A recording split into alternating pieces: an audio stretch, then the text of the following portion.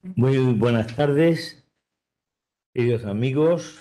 Mm, Tenemos hoy la correspondiente sesión del itinerario número 5, el quinto, de Psicosomática y Filosofía de la Ciencia, con el título de este curso, Conciencia y Educación Sentimental en la Postpandemia. Y vamos por la charla número 5 de este número 4 de... ¿Por qué número vamos? Da igual. No, es que no, Da no, igual. es la quinta, la tercera este año y la quinta del curso. La Esto es lo quinta que me edición, había. sí. ¿Ves, Manuel, cómo hay que especificar las cosas para que se oigan? Y ¿son lo mismo la gestión emocional y la educación sentimental? Preguntaba asimismo el profesor Francisco Rodríguez Val, que fue el que tituló el, el itinerario de este año, fue un cofundador conmigo y con otros fundamentalmente de José Ignacio del Pino, del otro José del Pino, que empezamos esta aventura con gente de filosofía, medicina, psicología y otras facultades, y casi mes a mes hemos ido trabajando estos temas. La Sociedad Andaluza de Medicina Psicosomática está muy satisfecha, las personas de esta sociedad estamos muy satisfechos con estas sesiones que tanto nos aportan, ya son 5 años, y nos hacen disfrutar en el conocimiento propio que hemos ido adquiriendo aquí en torno a esta mesa y en esos asientos, y al conocimiento de nuestro ecosistema tan rico, social, humano, espiritual, físico, ambiental puramente, de las personas y de nuestro medio. Y es una tarea exigente porque es muy conflictivo, de que lo que esta pandemia trae como mensaje es que somos muy vulnerables, lo que Dios, la naturaleza, lo que tú quieras, trae, en el origen de este fenómeno social que vivimos, es que somos vulnerables, que no tenemos nuestra seguridad. Bueno, ¿quién va a estar vivo mañana? Pues todos posiblemente, pero... Y así sucesivamente. Bueno, pues todo esto se aprende como una muestra de madurez, de honradez y de capacidad de reconocer y amar a quienes conviven con nosotros a corta o a larga distancia. Este es el marco de los itinerarios que yo quería dejar claro, porque hay bastante gente que es de las primeras o la primera vez que vienen, y estas sesiones nos ayudan a ir adquiriendo, andando este camino. Cuando he preparado esta línea, yo he puesto aquí, hay la pandemia.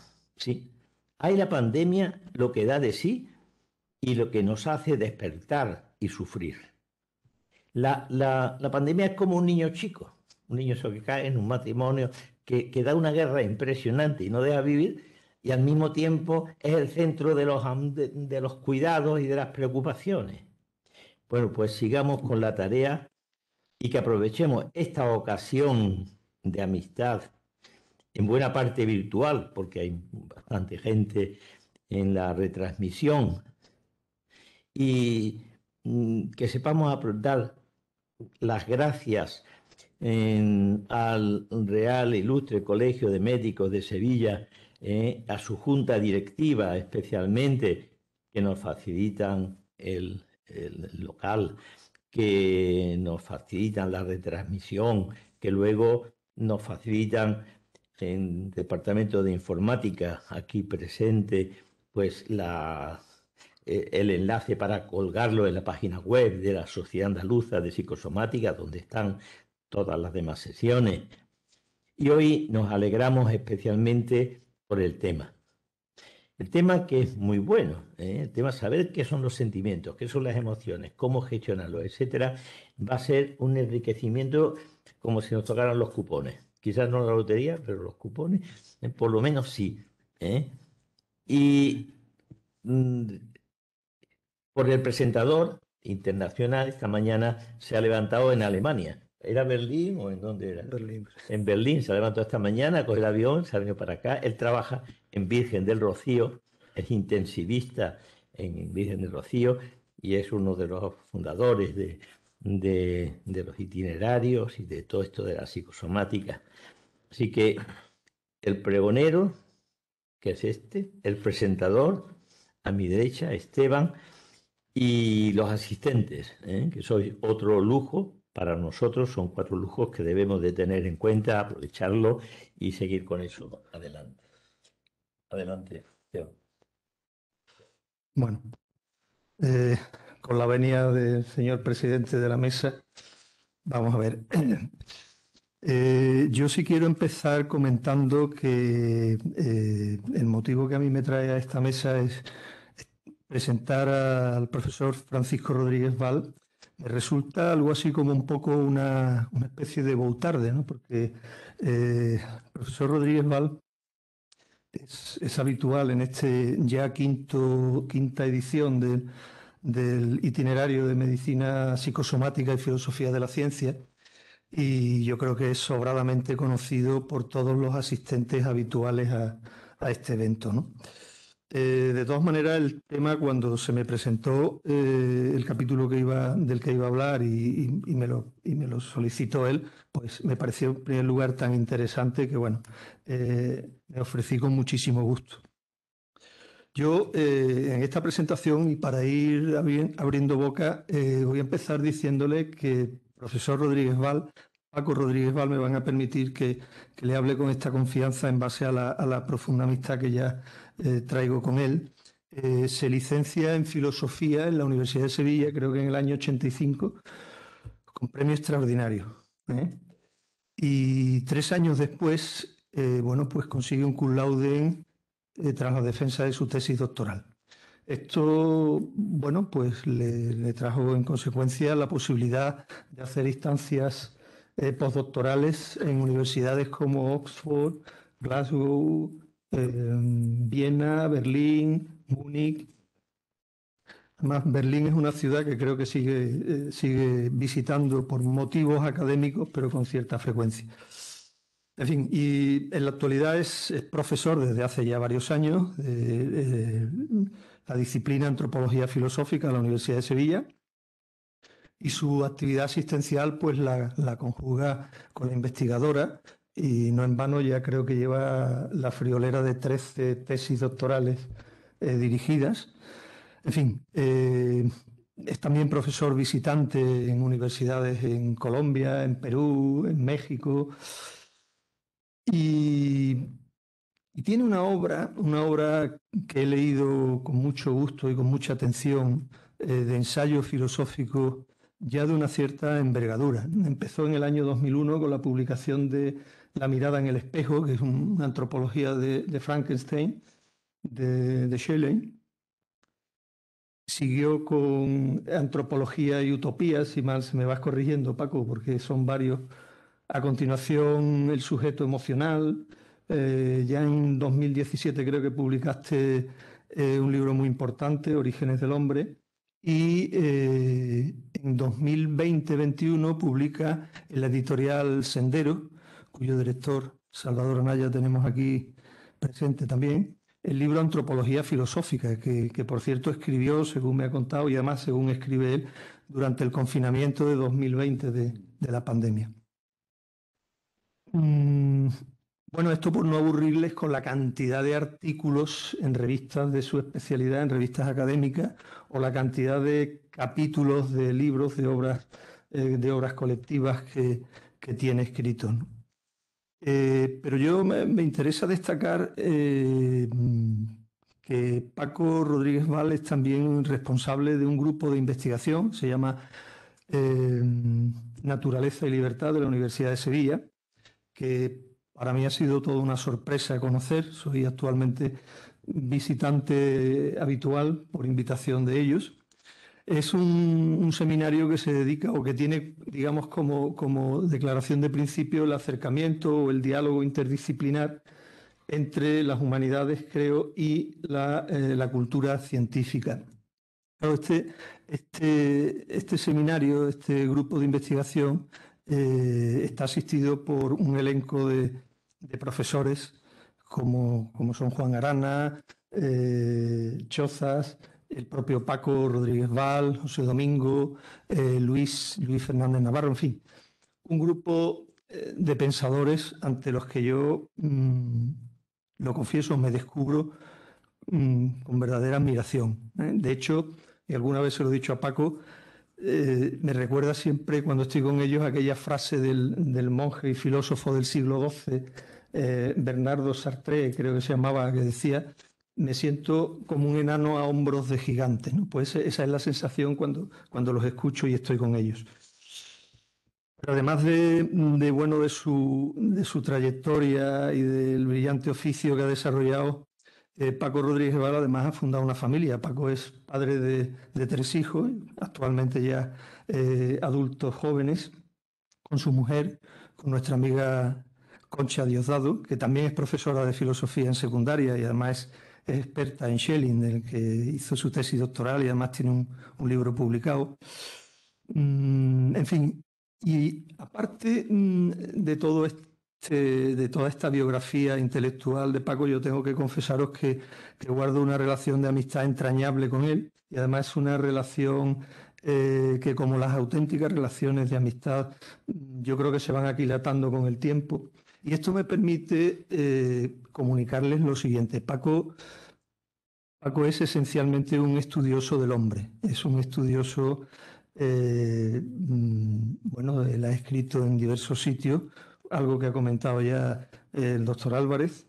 El hombre es un ser muy complejo, por tanto es vulnerable y es frágil, y es motivo de sus estudios, de su investigación. No en vano escribió el librito que os he comentado, que publicó con la editorial Sendero, que es la antropología, que se centra, o que su núcleo de atención creo que es el estudio del hombre, y que es un libro muy recomendable.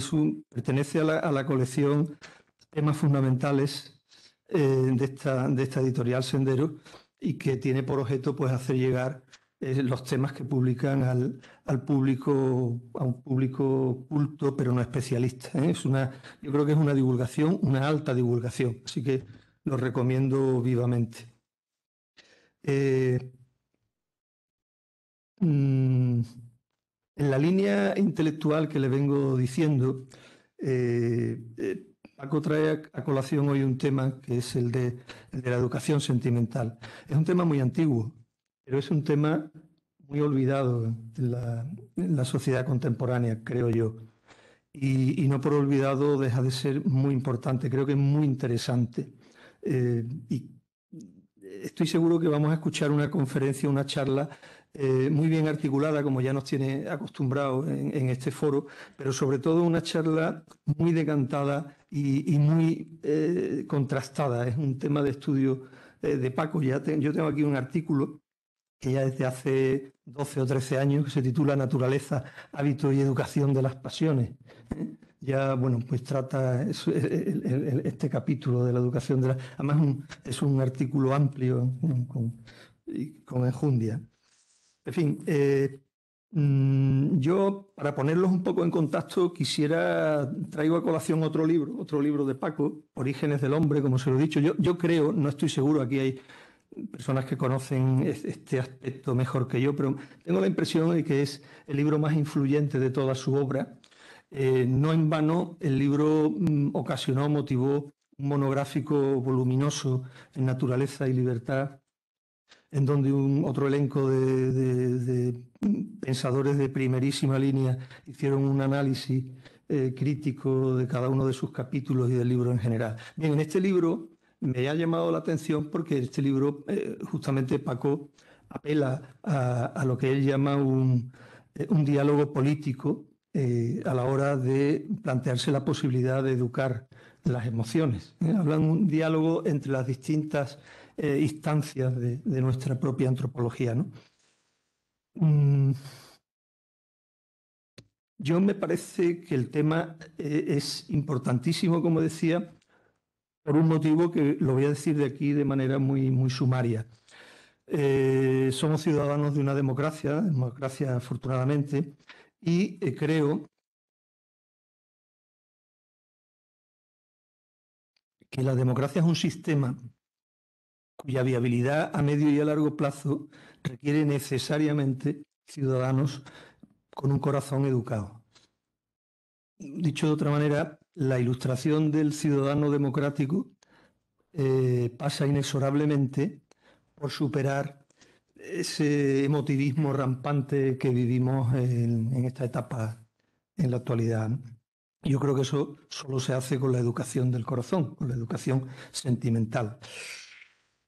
Porque no se me olvida que las instancias políticas nos ofrecen, eso sí, nos propician acuerdos para la convivencia y para la amistad cívica, pero en ningún caso debe esperarse, ya esto se conoce de antiguo y es así porque no puede ser de otra manera, no se puede esperar que el ciudadano vehicule sus ínfulas o sus anhelos escatológicos de sentido, de búsqueda de felicidad, etc.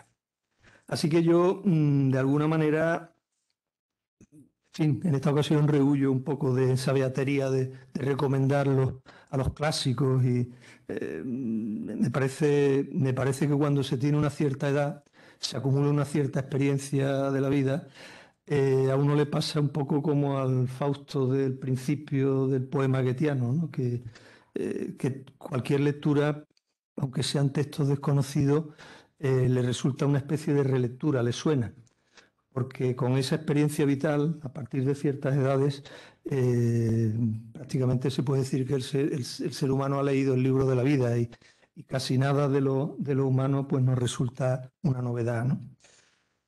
Así que yo creo que es esencial ese progreso hacia adentro, hacia sí mismo, que es muy distinto del progreso científico y que esto solo tiene una vía, que es esa educación sentimental y de la que yo creo que Paco nos va a dar algunas orientaciones, ¿eh? Pero antes de terminar y antes de que don Manuel me pegue un tirón de oreja, no quiero olvidarme de comentar algunas cosas más. Paco, además de toda la bibliografía que casi todos conocerán, también ha traducido los cuentos completos de Oscar Wilde, ha escrito libros de cuentos e imágenes, creo que sí. Y también ha publicado poesía. Y a este respecto yo me he traído este libro, Poemas del cielo y del suelo. Es un libro precioso de poemas. Es una antología de 35 años de escritura poética y quiero terminar esta presentación con una estrofa de uno de sus poemas.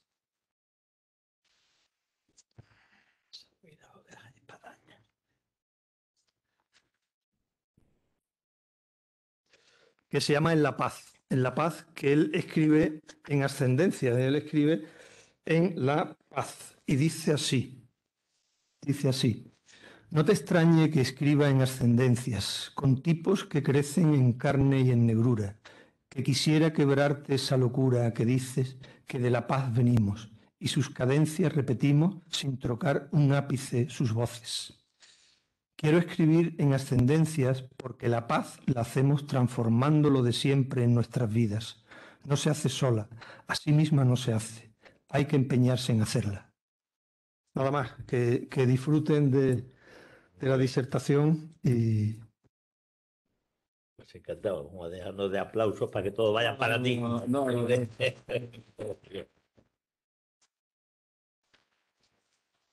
Pues permítame que me desenmascare ante ustedes, porque como está el mundo, hacer eso no es poca cosa, ¿verdad? Quería agradecer, en primer lugar, porque es de bien nacidos ser agradecidos, al Real Ilustre Colegio Oficial de Médicos que nos acoja por 5º año y muchas sesiones dentro de cada uno de esos años en su sede, especialmente representado en la figura del doctor respetado y amigo José Ignacio del Pino Montesinos. Quería agradecer a la Sociedad Andaluza de Medicina Psicosomática, representada por el doctor Manuel Álvarez Romero, con el que tantos avatares en esta vida hemos vivido, ¿verdad, Manolo? Y por supuesto, el último, pero no menos importante, por la preciosa presentación que me ha hecho mi amigo y respetado, se dice médico, ¿no? ¿Cómo se...? Intensivista. Intensivista. Espero que me coja dentro de muchos años, todavía no, el doctor Fernández Hinojosa. Estoy convencido de que todas sus palabras van a quedar en agua de borrajas y espero no desengañarles demasiado, ¿verdad? Y ya sin más voy a comenzar mi sesión, mi plática, ¿no? Como ustedes han visto, mi charla se llama, es una pregunta. ¿Son lo mismo la gestión emocional y la educación sentimental? Como es obvio, es una pregunta retórica. Todos ustedes saben ya, solamente por formularla de esa manera, lo que voy a decir. Y es que no, evidentemente no son lo mismo. Y eso es lo que justifica precisamente que les hable de lo que es la distinción fundamental entre emociones y sentimientos. Esa distinción es muy traída. Todos hablamos, especialmente en esta época emo y esta época neuro, de emociones y de sentimientos como si fueran una y la misma cosa. Y sin embargo, después de trabajar sobre el tema unos cuantos años, yo les voy a hacer una propuesta lo más simple que he podido, pero que es propuesta. Quiero decir, voy a establecer una distinción entre emociones y sentimientos y voy a someterlas a su juicio. A ver a qué llegamos en ese diálogo.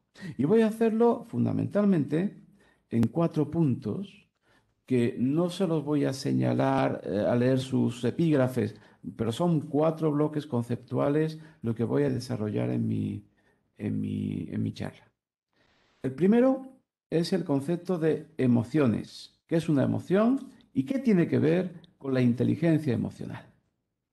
Mi argumento fundamental va a ser que las emociones es algo que compartimos con el resto de los animales. Los animales tienen emociones, de manera obvia. Solamente hace falta ver un perro moviendo la cola cuando se acerca a su amo para decir está contento, le tiene afecto. Solamente hace falta enseñarle una garrota para que salga, y eso es muy típico, incluso en varios idiomas se dice de la misma manera, sale el perro con el rabo entre las piernas. Tiene miedo. Entramos en su territorio, nos responde con ladridos, atemorizándonos, con rabia, con ira. La cuestión es, ese tipo de ira, ese tipo de miedo, ese tipo de afecto, ¿es exactamente el mismo que el que tenemos los seres humanos? ¿O bien hay alguna diferencia, aunque sea cuantitativa, aunque sea aunque haya una continuidad entre ellos? No voy a entrar en ese tema, si hay continuidad. O bien hay un salto importante que hace que la emoción humana sea distinta de la emoción animal. Nosotros somos animales humanos. Lo que voy a procurar indicarle, y ese consiste en el centro de mi propuesta, es que los sentimientos son humanos, mientras que las emociones son animales, y también las tenemos nosotros, porque nosotros también somos animales. El segundo punto, bloque temático, lo he titulado Gestión y Educación, Formación y Construcción de la Afectividad.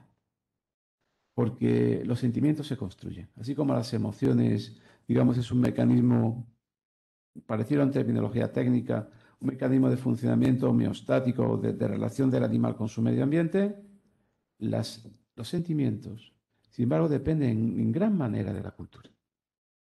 Por eso hay emociones básicas. Yo puedo sostener y argumentar que las hay unas emociones básicas, pero hay una diferencia sustantiva en los tipos de sentimientos que tenemos los seres humanos. En tercer lugar, voy a hablar más brevemente de un tema que se llama la multiplicación de las necesidades y la vida afectiva. Cómo a nuevas necesidades que son creaciones humanas. Ahora es necesario estos aparatitos. El móvil hace 20 años no existía, ahora estamos pegados a esto.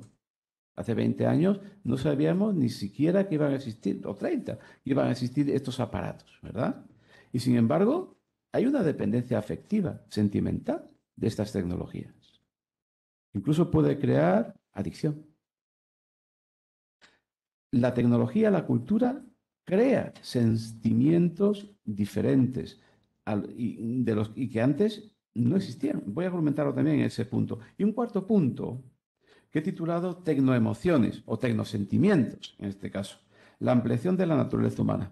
Y quiero ver en este punto qué tipo de afectividad podría tener no solo un ser humano, sino yendo más allá, con la aplicación tecnológica, un cyborg, o bien si es posible esperar en un futuro de momento irreal, pero quién sabe, habrá que apostar, que la investigación apueste por ello, un mundo en que una máquina tome conciencia de sí misma y habría que pensar, ¿tendrá emociones ese ser con base distinta a una química del carbono que ha tomado posesión de sí mismo?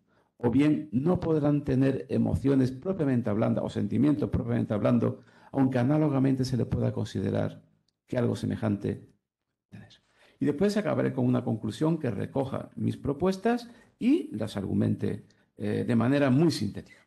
A mí me ha pasado con esta charla algo que no suele pasarme, que es que empecé a hacer un esquema. El esquema fue desarrollándose. Al desarrollarlo empecé a escribir un párrafo. Ese párrafo me llevó a otro. Y he escrito el texto completo. No es muy largo, ¿verdad? Entonces voy a hacer algo que no suelo hacer casi nunca, a no ser que el guión, no te asustes, Manolo, que no, espero no dormir aquí a la menos a demasiado. Y entonces voy a pasar a una lectura comentada, eso sí, con excursos, de un texto que no es muy largo y que les prometo que en media hora, cosa así, está más que cepillado, está más que ventilado. A mí lo que me interesa ante todo también es discutir con ustedes la propuesta que les voy a hacer. ¿Qué me ha quedado bonito? Digo, desaprovecharlo y como va a quedar grabado, pues, se puede escribir varias veces, ¿no? Pues paso entonces a leerles esta lectura comentada del texto que he preparado involuntariamente para esta sesión. Pensar que la voluntad es soberana en la vida de los hombres y que los seres humanos actúan conforme al deber es, huelga decirlo, una ingenuidad. Uno de los términos clásicos de la ética occidental es el de acrasía, es decir, la debilidad de la voluntad frente al deseo. Viene expresado con precisión en la frase de Ovidio, se la voy a decir en latín, que se la traduzco inmediatamente: Vidio meliora provoque, deteriora sequor. Es decir, veo que es lo mejor y lo apruebo, teóricamente, pero hago lo peor. Esa es la acrasía. Nuestra vida está llena de la debilidad de la voluntad frente al deseo. La fuerza de la pasión y el deber, en este sentido, chocan demasiado frecuentemente. La insatisfacción duele y urge a que se la calme en cuanto antes. La voluntad debe hacer esperar a la satisfacción del deseo y regular cuándo conviene que lo sea, según el conjunto de valores que se quiera construir cultural y personalmente. La cultura enseña normas para ello. Tiene sus ascéticas y sus místicas, sus técnicas de control parciales o completas. Algunas de ellas dejan más campo a la expresión emocional y otras menos. Si recordamos la ética estoica, por ejemplo, que está muy presente en la sociedad contemporánea además, lo que apelaba es por una eliminación de todo tipo de pasión, por la eliminación del deseo, por la ataraxia, decían ellos, por una vida calmada ajena a la pasión. Evidentemente, eso es una radicalización. Pero lo que está claro es que, de alguna manera, la pasión o la emoción perturba, la vida la tranquilidad del alma, ¿no? La tranquilidad del ánimo. Y de alguna manera hay que someterlas a cierto control. Pero lo que está claro es que no hay un control absoluto. Hay una cierta capacidad de educar la pasión, de educar la emoción, pero no hay un dominio, digamos, despótico sobre la emoción. Despótico es como tenemos el dominio sobre el brazo, por ejemplo, sobre las articulaciones, sobre todo cuando se es joven. Brazo, muévete, y el brazo se mueve. Con las pasiones no funciona así. Uno puede decir, no tengas miedo, pero el miedo te atenaza. No depende de la voluntad, depende de otras instancias diferentes, de las cuales alguna nombraré ahora. Uno puede decir, por ejemplo, no, chico, no te enamores, porque el enamorarse no es susceptible de voluntad. El amor sí, el enamoramiento no necesariamente. La pasión nos puede, pero la pasión se puede, y esta es mi articulación, mi comentario, se puede educar de alguna manera. Se puede controlar, no absolutamente, pero sí se puede poner bajo ciertos parámetros de dominio político, pero no despótico. La pasión, la emoción es una fuerza siempre presente que es como naturaleza salvaje. Domarla es la expresión que algunos sistemas éticos han utilizado en ocasiones. Pero el lado cimarrón de lo humano no se puede despreciar. Hay que tratarlo con el debido respeto si no queremos una rebelión del cuerpo que lleve al desastre y a quebrar el proyecto mismo de lo humano por no haber sabido dar a cada parte lo suyo. Vamos en estas palabras, las palabras que le estoy dirigiendo, a precisar algunas nociones que nos den una visión realista de la condición menesterosa y al mismo tiempo divina de lo humano. De cómo el humano se enfrenta a sí mismo. Es lo propio de ese extraño ser a medio camino entre el cielo y el suelo, capaz de lo más grande y de lo más miserable. Un ser de posibilidades que admite lo mejor y lo peor. Hay momentos en la vida del ser humano en los que parece que navega entre olas enfurecidas de un mar en tormenta.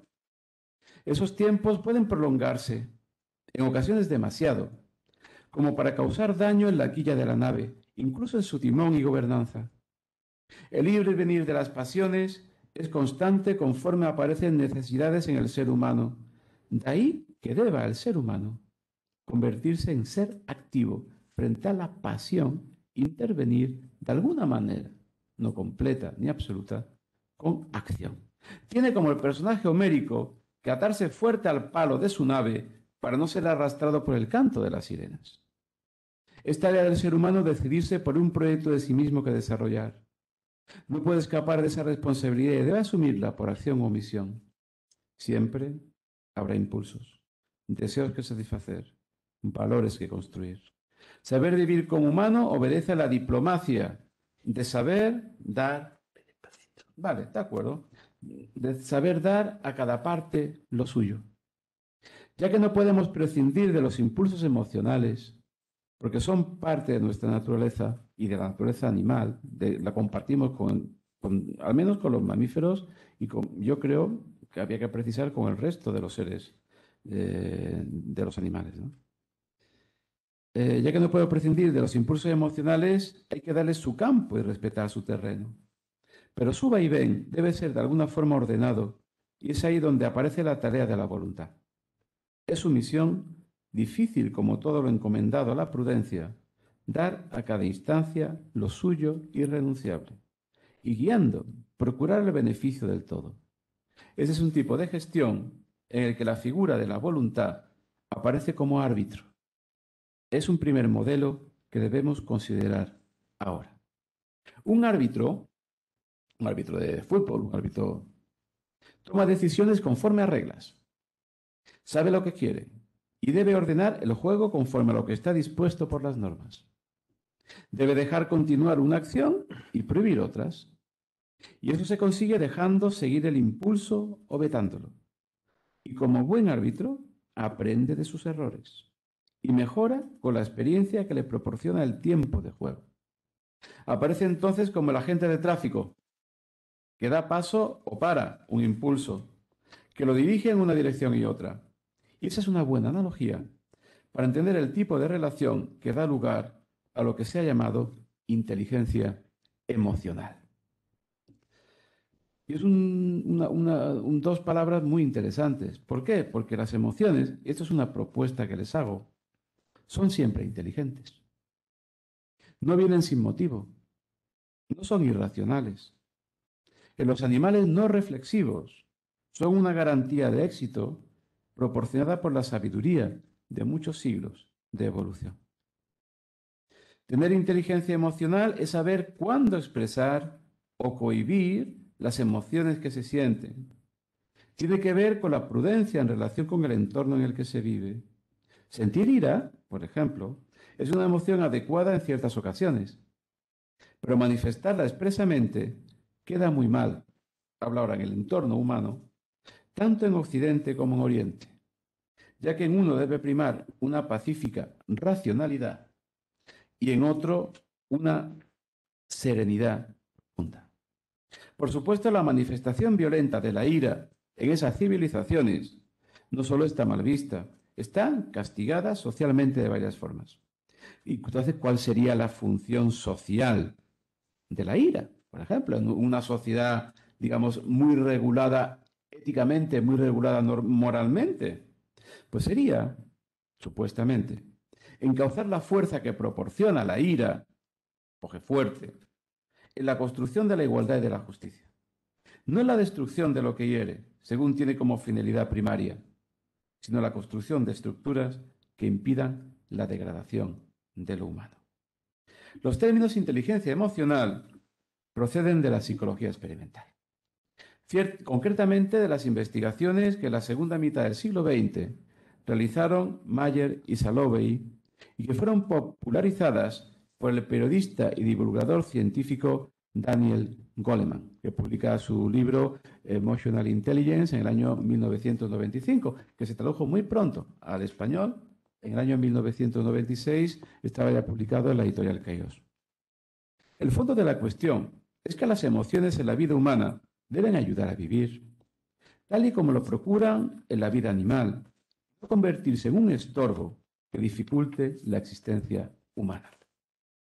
Tal y como está formulada la inteligencia emocional, explica la gestión de las emociones naturales. Ahora bien, y este es un segundo paso en mi propuesta, no alcanza a que comprendamos bien todo el proceso de formación de la emotividad en su devenir y especialmente aplicada al ámbito humano. Y para ello hay que pasar de la imagen del árbitro que veta o deja seguir el juego a la del maestro y de la mera gestión emocional a la educación de los sentimientos. El maestro no es solo un técnico especialista, como es un árbitro o un juez. Hasta cierto punto. Eso habría que analizarlo despacio. Al menos el árbitro, supuestamente, que le tiene un campo de decisión muy enorme, ¿no? De acuerdo con los valores que él mismo tenga. Pero dejémoslo sin cuestionar de momento. El maestro debe tener la perspectiva del desarrollo del niño y conocer en qué momento de su proceso lo recibe para cuidarlo. Mucho depende de ello. Las cualidades del niño no deben ser solo dirigidas, sino solo gestionadas. Deben convertirse en hábito y el maestro debe guiar en ese proceso, dando los materiales en el momento justo para que puedan ser asimilados y para que el pupilo pueda gustar un sapere, un cierto saber, la miel del conocimiento y de la acción eficaz. Una de las frases estelares y fundadoras de la filosofía occidental es «Conócete a ti mismo». No se trata, como reza el mismo enunciado, de tener un saber general de lo humano. No dice «conoce al ser humano». En general, no. Te conoces a ti mismo. Se trata de alcanzar un conocimiento de la singularidad propia. Porque cada uno somos singulares. Cada uno somos diferentes. El animal no se conoce como singular en toda su complejidad, sino como individuo miembro de una especie. El caso del ser humano es diferente. Su hecho inicial, su aparición en concreto, obedece a un conjunto tal de circunstancias que es necesario conocerse en su singularidad no solo biológica, sino también cultural e histórica. En último término, existencial.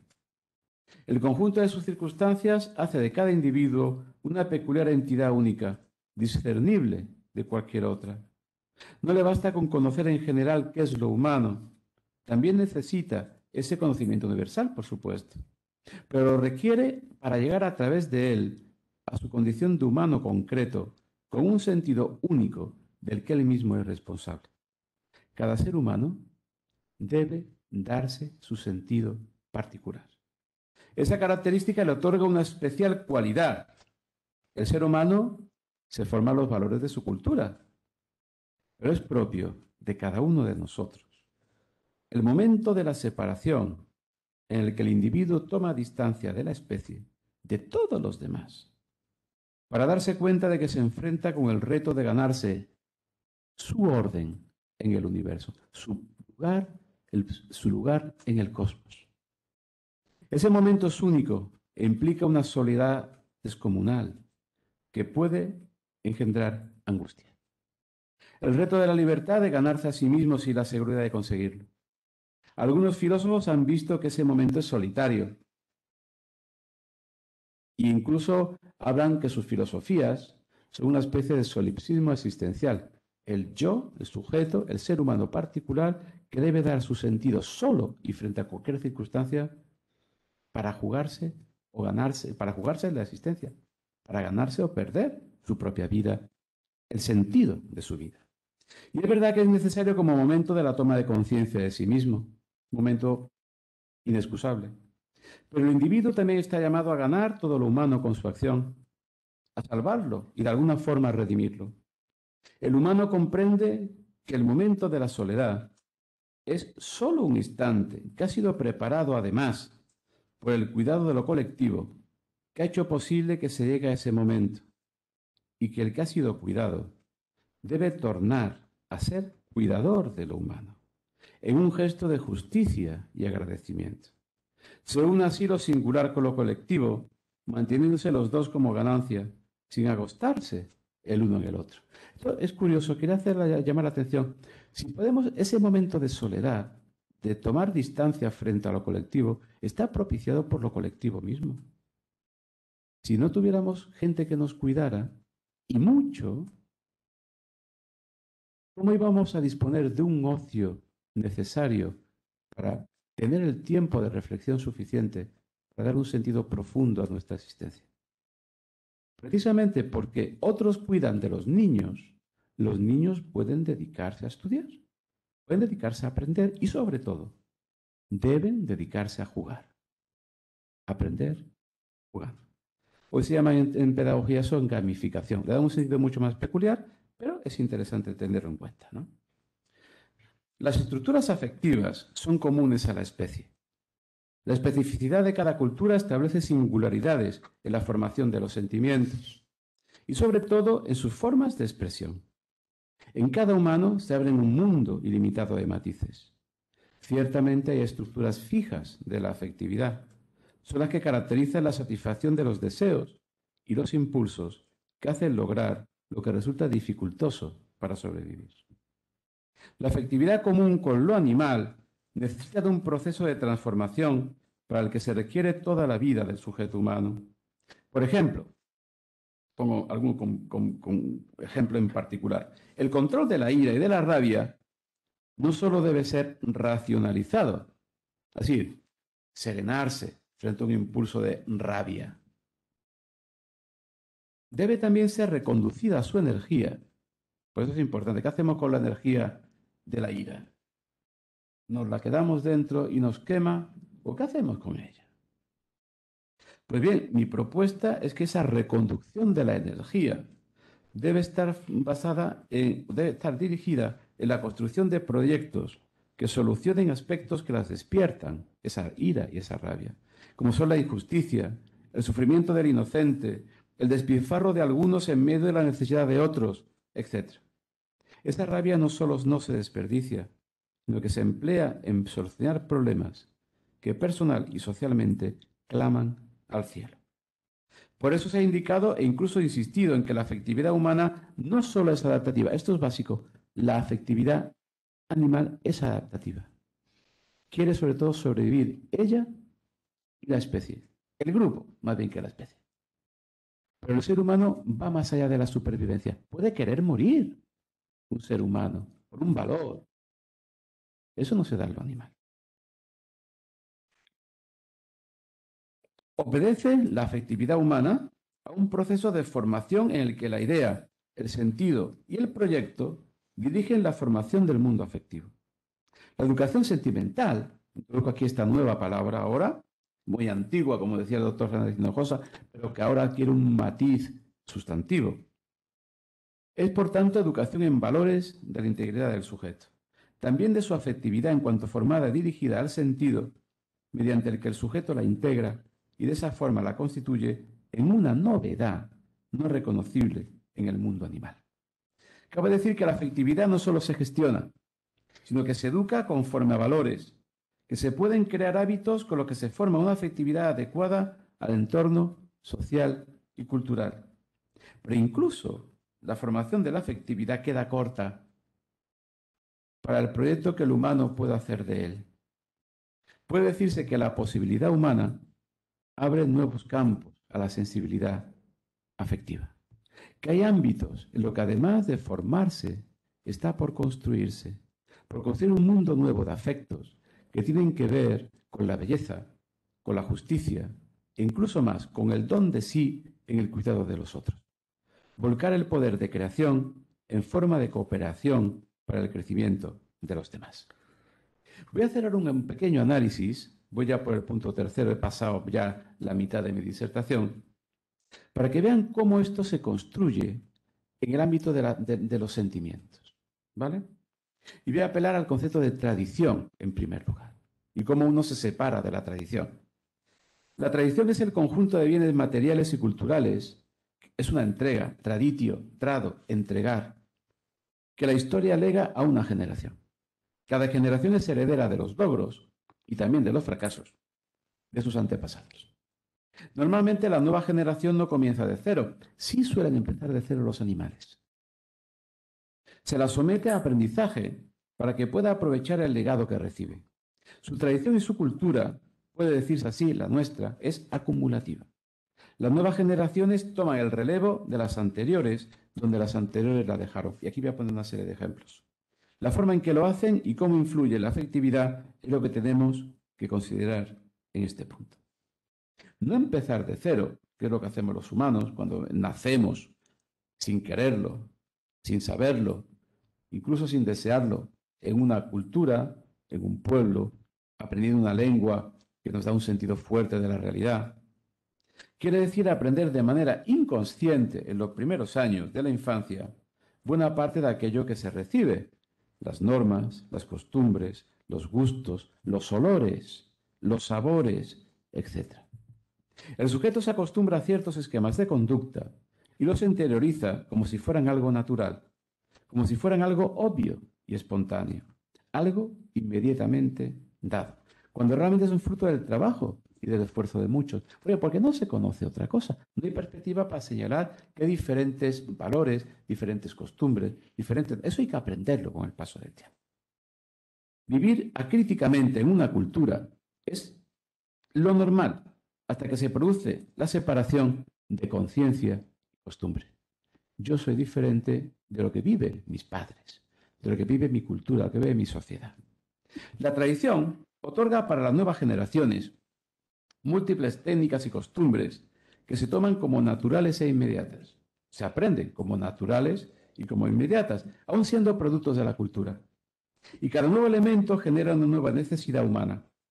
Necesidad natural es aquello natural, sin lo que el sujeto no puede sobrevivir. Por ejemplo, ¿qué? El alimento, la bebida, el cobijo, la integración, el afecto de los animales sociales y pocas cosas más.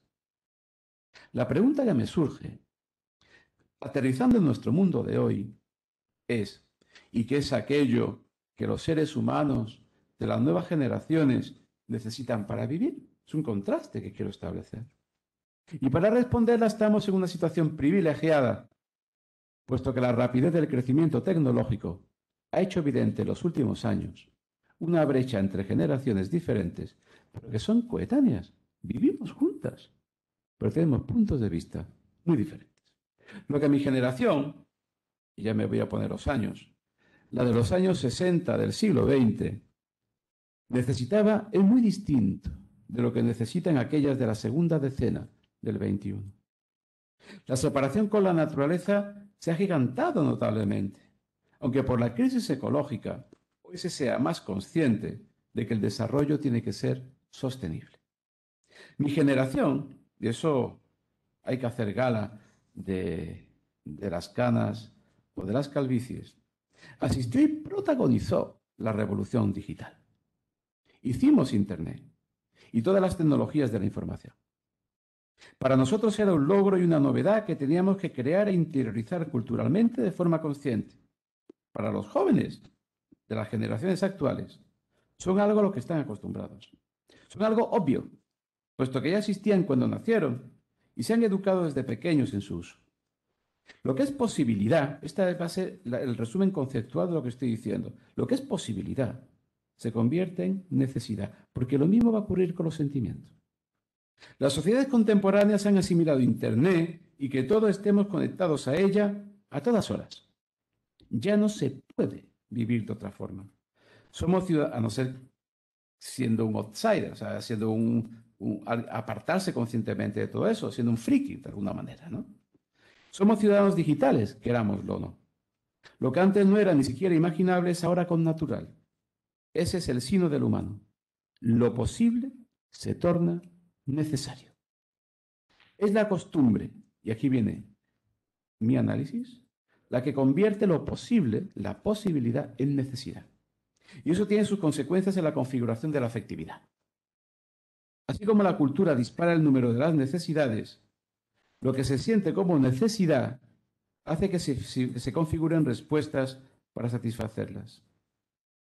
El impulso natural existe y se focaliza en objetos nuevos en lo que un proceso de aprendizaje, en un proceso de aprendizaje que nunca para. Por ejemplo, ya no se grita para informar. El vendedor de periódicos antes pegaba voces, noticia a noticia, sino que se difunde a través de las redes y la información circula de manera mucho más eficaz. Siguen existiendo los impulsos, pero se aprende el objeto hacia el que dirigirse para derivarlos. Si el adulto tiene hambre, no hace ya una partida de caza o de recolección, sino que busca un supermercado o un restaurante. Además, lleva menos tiempo para comer y es menos arriesgado, ¿verdad?, que irse con una lanza o con algo para cazar. La división del trabajo y la multiplicación de las necesidades separan tanto del medio que puede decirse que el ser humano no vive ya directamente en la realidad natural, sino en un entramado complejo de símbolos producido por la cultura. Eso en esquema quiere decir la conocida afirmación de que el ser humano vive en el símbolo. Ahora daré un ejemplo. No, es decir, no acude directamente a la naturaleza para satisfacer lo que necesita, sino al trabajo de otros seres humanos que se dispensan en lugares determinados habilitados para ello. Por ejemplo, zapaterías, grandes almacenes, templos, museos, palacios de justicia, escuelas y universidades. El mundo humano se ha tornado demasiado complejo y se ha separado en exceso de la naturaleza, hasta el punto de que la mayoría no sabría sobrevivir directamente en ella. El miedo, paso a algún ejemplo de emociones, ya no lo es habitualmente a un toro o a una serpiente venenosa. El miedo lo es a un producto tan refinado como la multa que te pone la Guardia Civil o la notificación que te llega de Hacienda. La rabia surge ante un suspenso injusto, un maltrato de tu jefe en el trabajo. La sorpresa, por algo tan poco natural, al ver ciertas obras de arte inesperadas o encontrar un lugar maravilloso de manera fortuita, etc. Todo ello amplifica el poder humano a costa de construir mundos paralelos al mundo natural. Por eso hay muchas culturas y solo un mundo natural, porque hay muchas respuestas donde se encauzan las actuaciones de los humanos, ¿no? El animal sabe dónde pastar. La tortuga cuando nace sabe ir y tiene que irse al mar para vivir, para ganar seguridad y para hallar su alimento. Cuando el ser humano nace, ¿qué sabe? Sí, el impulso de succión para alimentarse, pero cuando va creciendo, dónde acudir para comer, dónde cobijarse, todo lo tiene que aprender. Y la forma de respuesta a esas necesidades es lo que crea los diferentes tipos de cultura. A ver por dónde iba.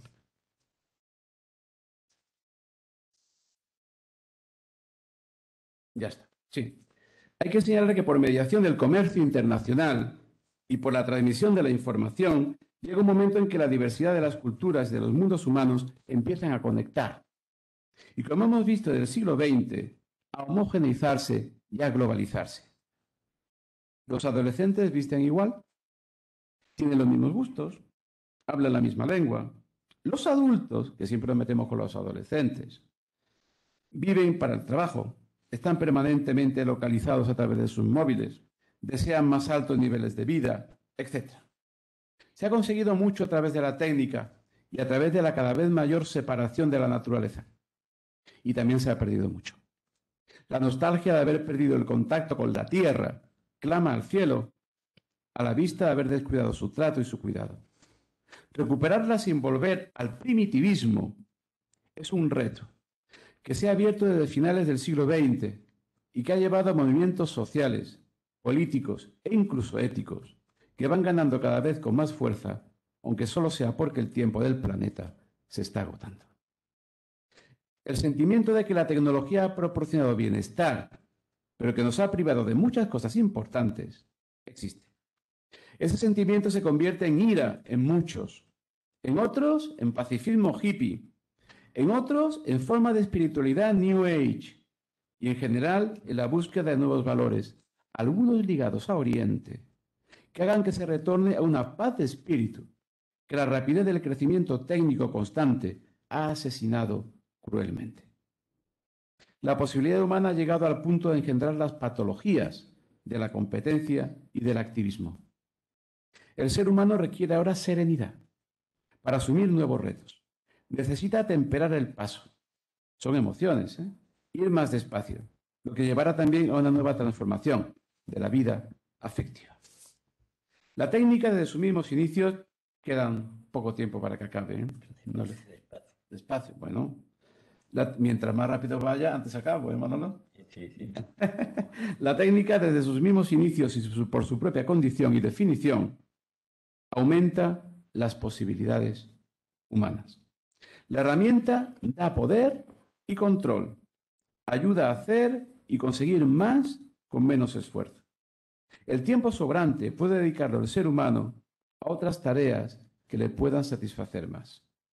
Puede crear, inventar mitos y nuevas técnicas, perfeccionando las que tiene. Recordemos que la cultura humana es acumulativa y perfectiva. Es decir, crece mejorando lo anterior e innovando sobre lo que ha conseguido.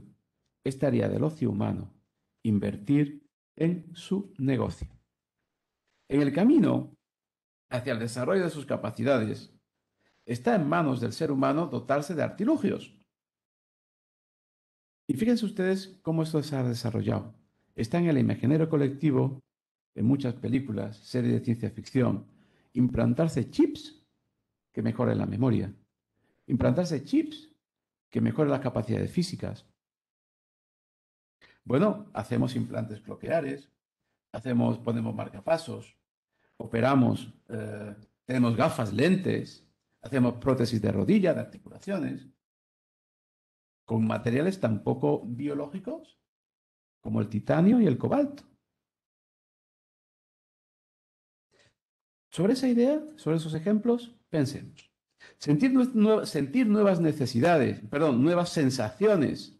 Esas gafas que hay para ver nuevos colores, que no solamente quitan la imperfección del daltónico, sino que te permite aumentar la percepción del color, la percepción del infrarrojo, etcétera, por ejemplo, ¿no? Tener almacenados datos sin esfuerzo, capacidades físicas sin entrenamiento, y eso es el sueño de algunos. Que se cumple inmediatamente a través de la técnica lo que la voluntad desea. Sería una expresión acertada para describir bien esa situación, que se cumpla a través de la técnica lo que la voluntad desea, la técnica como instrumento de poder. Implantar la mejor técnica en la corporalidad para hacer uso de ella es un viejo sueño humano que convierte al hombre biológico en cyborg. En esos casos, los diferentes implantes siguen siendo añadidos a su esencia, extensiones instrumentales de su naturaleza, que en lugar de ser exteriores al organismo, le han sido incorporados, incorporado, hacerse de su cuerpo, incorporados. En estos casos es claro que el que siente sigue siendo el individuo y no sus implantes, en tanto que de alguna manera siguen siendo exteriores a su dinámica orgánica. El cyborg, que se llama así, siente como cualquier humano porque es humano.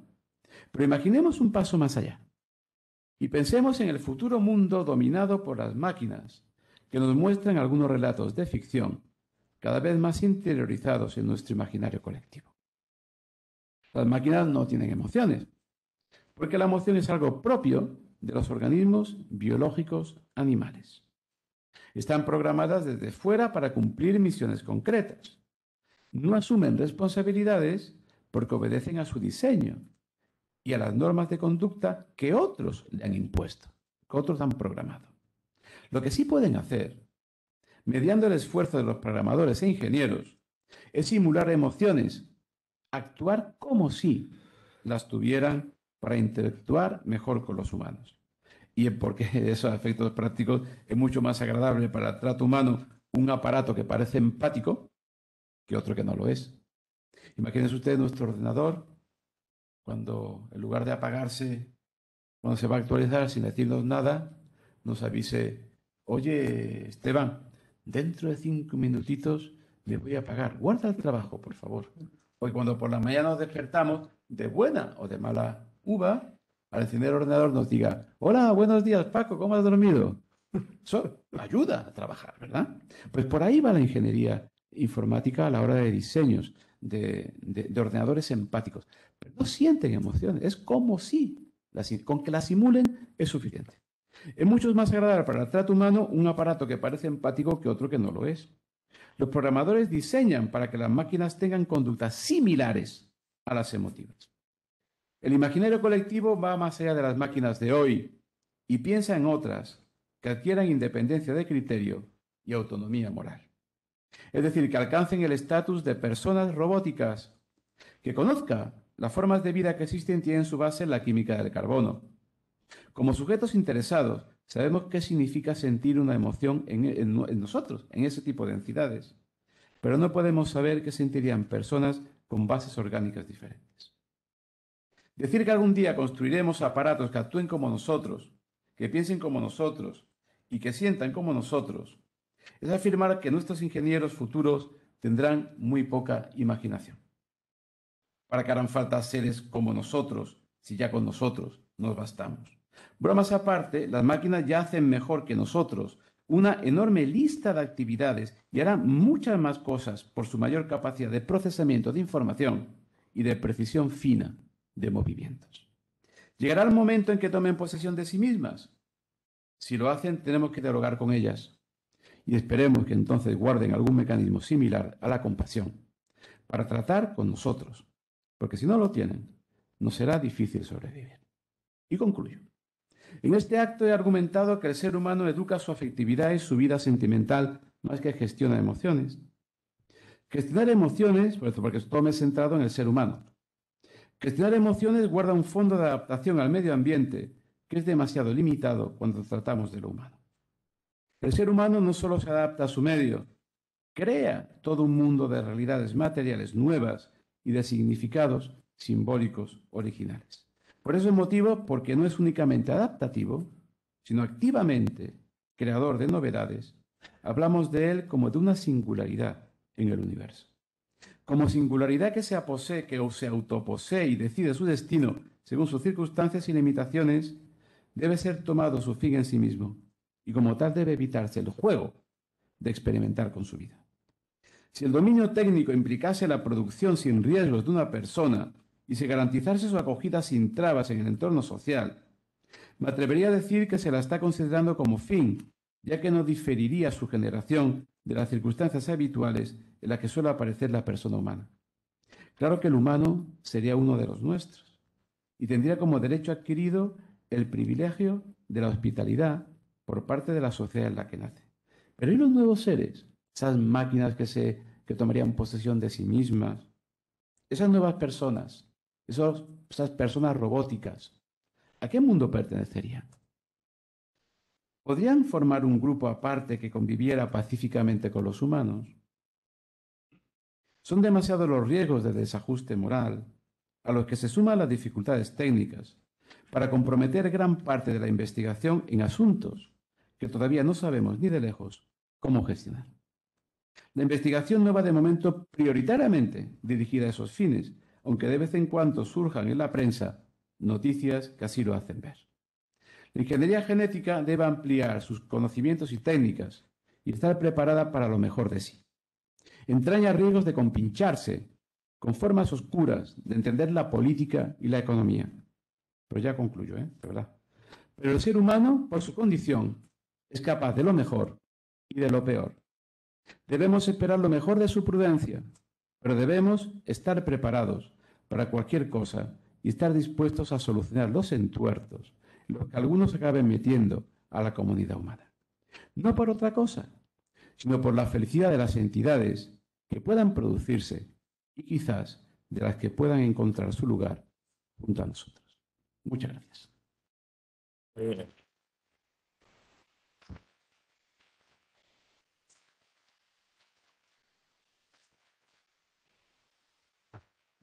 Bueno, Paco, yo me retrato. A mí no me ha enseñado nada. A mí me has hecho soñar, Bueno, pensar, imaginar, pero me queda muy lejos. Me queda muy lejos. A ver lo que dice la gente así en plan rápido, teniendo en cuenta que tenemos que acabar a las 9, a las un poquito 9. antes, claro. Pues venga, vamos a empezar este coloquio. Y ahí está José Miguel. A mí se me ocurren muchas preguntas, pero una que me preocupa mucho de la sociedad actual, siendo una sociedad emotivista, como han dicho, donde las emociones y los sentimientos están a flor de piel, y yo diría que orientan mucho los comportamientos y las decisiones de las personas, se produce un desequilibrio, una falta de armonía, diría yo, entre lo racional y lo emocional, lo sentimental. Y para mí eso favorece la manipulación. Es decir, que estamos en una sociedad donde estamos facilitando la manipulación. El tema es, tú has dicho, no, hay que educar los sentimientos, sí, pero ahí está el tomate. ¿Quién educa los sentimientos? No digo a los jóvenes, que pues, aparte que no se dejan. Pero digo, ¿y los mayorcitos? ¿Qué hacemos con los mayorcitos? Se rompen matrimonios, se rompen familias, en fin, es el desmadre emocional, se llama él. Sí, Este planteamiento, completamente de acuerdo. Y yo creo que puedo tener un análisis, no una solución, pero un análisis sobre eso sí. Una sociedad que, como decía cuando acababa, es capaz de alinearse, perdón, con formas oscuras de política y de economía, es una sociedad, y además con valores ciertos, sobre todo de competición, que da lugar a tiempos rápidos, a tiempos donde no es posible la reflexión, etcétera, etcétera. Es una sociedad que acaba ahí, ¿vale? Y yo creo que efectivamente ese análisis podría argumentarse de la siguiente manera. Lo voy a centrar en un comentario a una frase de Aristóteles, muy antigua, que la hace en el segundo libro de la retórica, cuando dice que creo que efectivamente hay que pensar sobre ella, hay que argumentarla, ¿no? Dice, y ahí pongo como caso en esa frase de Aristóteles nuestra propia sociedad. Dice, es fácil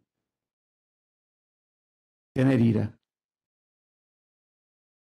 Ahora bien, dice, ahora bien, enfadarse, tener ira, por lo tanto, cuando se debe, por el motivo en que se debe, y con la persona en la que se debe, no lo es tanto. ¿Vale? Pensemos sobre eso. ¿Eso qué quiere decir? Mire usted, mira José Miguel, cuando resulta que a un perro se le enseña el palo, igual que si nosotros nos enseña, tenemos 4 posibilidades. Huir, quedarnos quietos, si es que vemos que esa persona todavía hay posibilidad de que no nos haga daño. Una tercera, atacar, en el último término. Y cualquiera de esas respuestas está dependiendo de la vida individual y de la supervivencia de los hijos. Por ejemplo, si me hacen daño a mí, pongo en riesgo. Y eso está perfectamente, eso es inteligente. Ahora bien, en una sociedad donde media la cultura, donde la información es brutal, es abismal, lo que hay que formar no es en respuestas automáticas, porque esas las sabemos todos. Lo que hay que formar es en criterio para manejar la información. Y hace falta una educación, y ahora insisto en algo especialmente importante, en unos valores que permitan vivir lo humano. Me explico ahora con un ejemplo claro. Una sociedad que busca ante todo de sus ciudadanos técnicos especialistas. Una sociedad que busca ante todo mecánicos de la sociedad en economía, en derecho, en medicina, y no seres humanos que se dediquen a la economía, al derecho y a la medicina, pues es una sociedad que va muy descaminada. Por supuesto, técnicamente avanzará mucho. ¿Ves por dónde voy, no? Mi pregunta es, y ahí tengo en la cabeza a los programas transhumanistas que están dando mucho que hablar últimamente. Su aspiración máxima del programa transhumanista es vivir para siempre. Mi pregunta es, lo he puesto por escrito muchas veces y lo he argumentado con algunos transhumanistas. ¿Para qué quiere usted vivir mucho tiempo o para siempre si no sabe para qué vivir? Lo dejo ahí, ¿vale? O sea, ¿tú crees que la sociedad tendría que educar personas? Yo creo que el fin de... Mira, voy a apelar, y además estamos en sede médica, y por lo tanto voy a apelar a don Santiago Ramón y Cajal, Premio Nobel de Medicina en el año 1906. Él tiene un librito, bueno, tiene varios libros. Escribió su vida, su historia científica, toda su biografía la tiene puesta por escrito. Escribió mucho, incluso ha descubierto recientemente unos cuentos preciosos que se llaman Cuentos de Vacaciones, escritos pseudocientíficos, apasionantes. Pues don Santiago, hablando de sus reflexiones sobre la educación, puesto que él lo pasó muy mal en el colegio de los Escolapios donde estudió. De hecho, lo castigaban, se fugaba del colegio, o sea, era un desastre. Él dice, analizando ya de mayor su vida escolar y viendo cómo cómo el resto de Europa en aquellos tiempos, estamos hablando del principio del siglo XX, cómo el sistema educativo de los otros países de Europa, él decía lo siguiente: el fracaso espectacular de la educación en España es lo que quiere formar primero sabios y después personas. El resto de Europa forma primero personas. Eso es muy difícil. Yo comprendo que cualquier especialista en pedagogía, cualquier maestro, cualquier profesor, en cualquier dice, pero eso está muy bien apelar a los valores, están los conceptos. Sí, sí, y además la polémica en pedagogía es muy consciente, estoy muy consciente de que existe. Pero bueno, yo apelo no solo a mi experiencia de 30 años como profesor, sino a la más insignia experiencia de un desastre de escolar que fue premio Nobel, como don Santiago Ramón y Cajal. Vamos a hacer preguntas tenis o ping-pong, muy rápidas. Paco, yo quiero preguntarte lo siguiente, es decir, a mí me gustaría que tú me aclararas exactamente qué diferencia ves entre el concepto de emoción y el concepto de sentimiento. Y qué papel entre uno y otro, qué papel juega, por ejemplo, la razón o, por ejemplo, la conciencia. Me gustaría que fueras Sí, muy específico, porque conciso. tengo la sensación de que cunde una confusión tremenda a nivel social a la Eso hora es de cierto. distinguir, y es muy difícil, sin tener bien aclarados los dos conceptos, de poder avanzar en el proyecto que tú Ponemos comentas. 10. Sí, mira, Esteban, es muy acertada esa pregunta. La siguiente cuestión. Antes dije que al principio que todo el mundo utiliza la palabra emoción y sentimiento como si supiera la diferencia. Y aquí está lo del libro 11 de la Confesión de San Agustín. Si me lo preguntas, no lo sé. Entonces, si no me lo preguntas, lo sé. Es una intuición de la diferencia entre emoción y sentimiento. Ahora, si me lo preguntas, si tengo que precisar exactamente qué consiste, pues no lo sé. Yo me he llevado 10 años, 12 años estudiando eso y por lo tanto alguna respuesta tengo, no definitiva, y por eso lo planteaba como propuesta.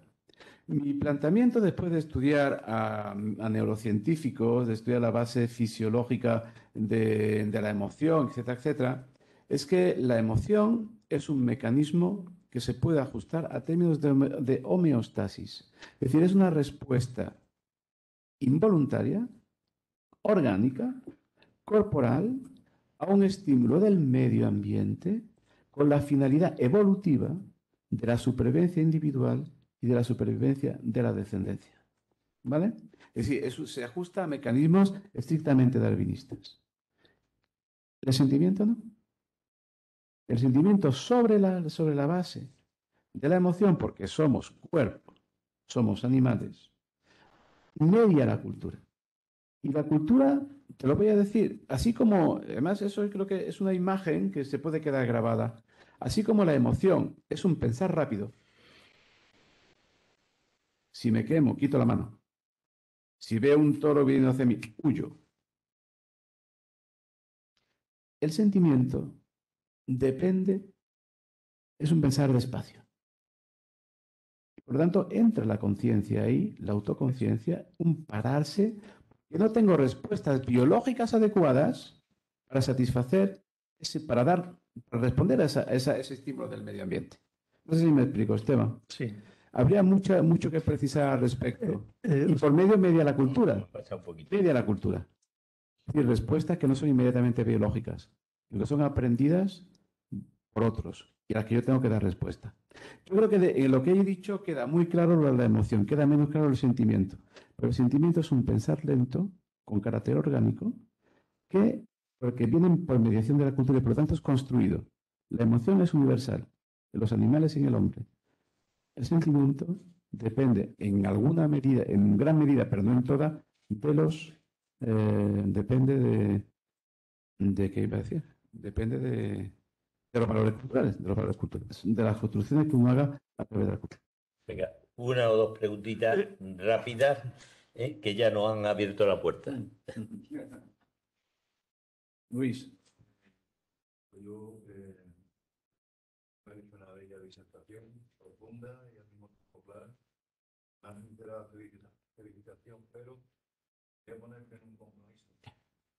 Haciéndome eco de lo que dijo al principio Esteban y que se ha pasado por aquí, yo coincido con la descripción que se hace de manera actual como emotivista, ¿no? La parte final de tu conferencia se ha apelado más a la ciencia que a la política. Usted ha hablado de la política, pero para referirla más bien a la gestión de la emoción, no a la educación del sentimiento. Entonces, el compromiso que te quiero poner es, ¿qué se te ocurre? Que la sociedad tiene que reformar o transformar para controlar ese emotivismo. Bueno, yo lo que veo, voy a decirte algo un tanto general, porque eso ya lo precisaremos hablando nosotros, ¿no? Y voy a lanzar una especie de propuesta muy global. Yo creo que se confía demasiado en quien tiene que hacer las leyes. En este sentido, voy a tirarme de un canto sobre mi propia condición de filósofo. Yo creo que Platón estaba profundamente equivocado al decir que quien tiene que gobernar es el sabio. ¿En qué sentido lo digo? El que tiene que decir las leyes debe ser ante todo un técnico. Porque las leyes deben hacerse de acuerdo con los valores que la sociedad quiere que se construya con esas leyes. Esas leyes, esos valores son muchos. Esos valores son de competencia o son de cooperación. Esos valores son de crecimiento brutal, o apelando un poco a atemperar el tiempo y de crecer un poco menos. Es decir, ves por dónde voy, ¿no? Es decir, quien tiene que decir el valor, los valores, sobre lo que hacen las leyes, es la sociedad, es la ciudadanía. Y en este sentido estamos dejando de lado esa responsabilidad de establecer cuáles son los valores que tienen que regirnos en manos de lo que supuestamente sería la instancia técnica para llevar a cabo esos valores. Es decir, es profundamente falso, a mi juicio, y puedo argumentarlo, que el político deba ser el sabio. El político es la sociedad humana y el sabio debe aplicar los medios para cumplir los valores que la sociedad humana les debe imperar.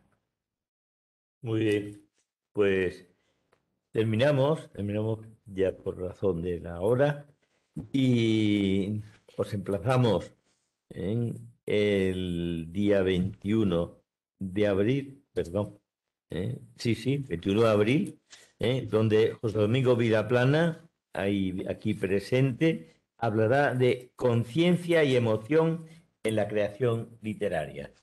Bueno, pues muchas gracias Paco, gracias Esteban y gracias a todos ustedes.